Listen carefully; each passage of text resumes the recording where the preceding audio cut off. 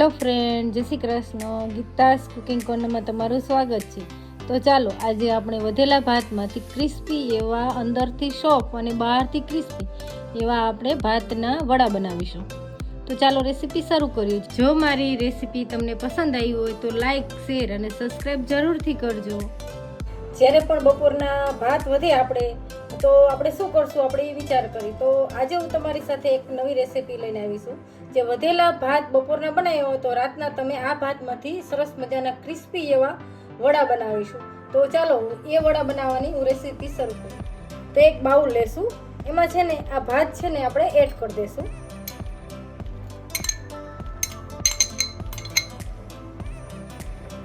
તો આ ભાતમાં છે ને આપણે પહેલા બધા મસાલા કરી લઈએ. એક છે ને આપણે લીલું મરચું કાપેલું લેશું. એક છે ને આદુનો ટુકડો મેં ક્રશ કરીને લીધો છે, એને પણ આપણે એડ કરી દઈશું. અને સ્વાદમાં એટલા સરસ લાગે ક્રિસ્પી એવા, એના માટે આપણે તલ લેશું અડધી ચમચી આપણે લાલ મરચું લેશું.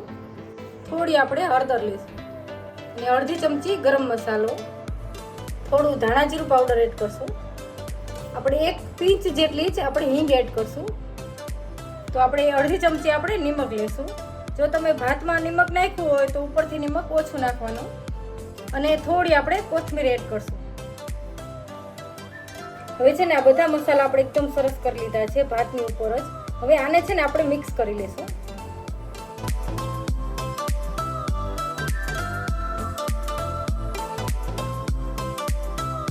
હવે છે ને આપણે ભાતમાં સરસ બધા મસાલા મિક્સ થઈ ગયા છે. આપણે ઉપરથી છે ને લોટ એડ કરી. હવે છે ને આપણે 2 ચમચી ચણાનો લોટ એડ કરશું. હવે છે ને આ ભાખરી માટેનો જે કરકરો લોટ આવે છે ને એ લીધો છે. એ આપણે છે ને જેટલું બાઇન્ડિંગ થાય ને એટલો જ લોટ લેવાનો છે. પહેલાં હું 2 ચમચી એડ કરું છું, પછી જરૂર પડે તો આપણે પાછો લોટ એડ કરશું. અને લોટની જોડે એકદમ સરસ મિક્સ કરી લઈશું.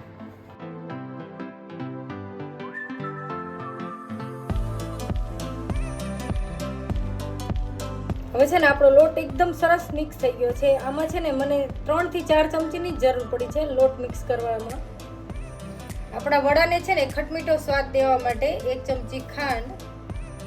આપણા વડા છે ને એકદમ ફૂલેલા અને ક્રિસ્પી વડા થાય એના માટે મેં થોડો ખાવાના જે રેગ્યુલર ઘરમાં સોડા આવે છે ને એ લીધો છે. અને અંદરથી પોચા અને બહારથી એકદમ ક્રિસ્પી થાય એના માટે મેં થોડું ઉપર તેલ એડ કરીશ. અને અડધા લીંબુનો રસ એડ કરવાનો. આપણે આ બધું છે ને એકદમ સરસ આપણે મિક્સ કરી લઈશું.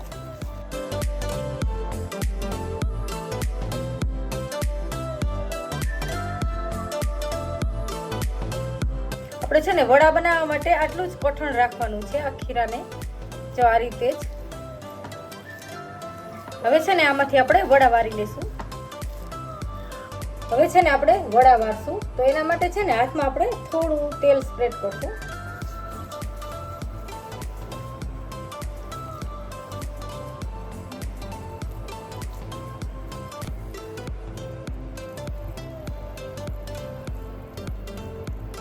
આ રીતે આપણે ગોળો વારી લઈશું. અને છે ને આ તલ લીધા છે મેં, તલ ઉપરથી સ્પ્રેડ કરશું.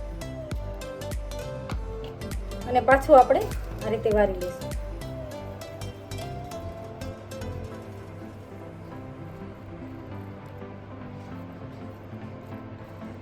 આ રીતે આપણે પેટીસ જેવો શેપ આપી દઈશું. હવે છે ને આ રીતે આપણે બધી જ વારી લેશું. આપણા છે ને વડા એકદમ સરસ તૈયાર થઈ ગયા છે.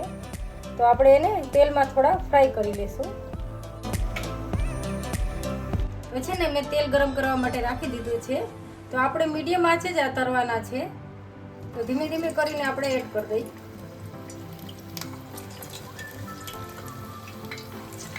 થોડી વાર છે ને આપણે પલટાવાની ઉતાવળ નહીં કરી, એકદમ સરસ ક્રિસ્પી થોડા થવા દઈશું. હવે છે ને આપણે સાઈડ ચેન્જ કરી લઈએ.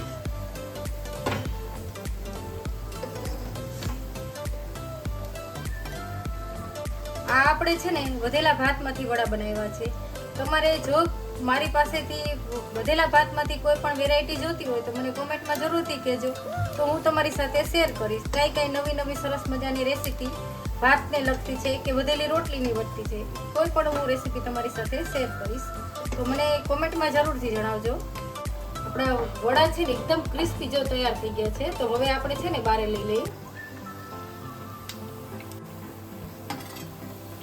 આ રીતે આપણે બધા વડા તળી દઈશું.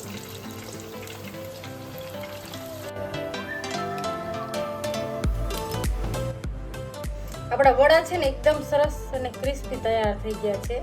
તો આપણે આ વડાને સર્વ કરશું.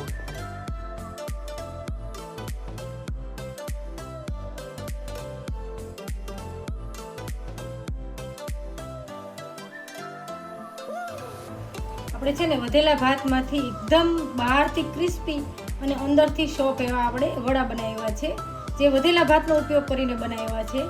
જો મારી આ રેસીપી ગમતી હોય તો લાઈક, શેર અને સબસ્ક્રાઈબ જરૂરથી કરજો અને મને કોમેન્ટ કરીને કહેજો કે મારી આ ભાતના વડાની રેસીપી તમને કેવી લાગી. Thank you.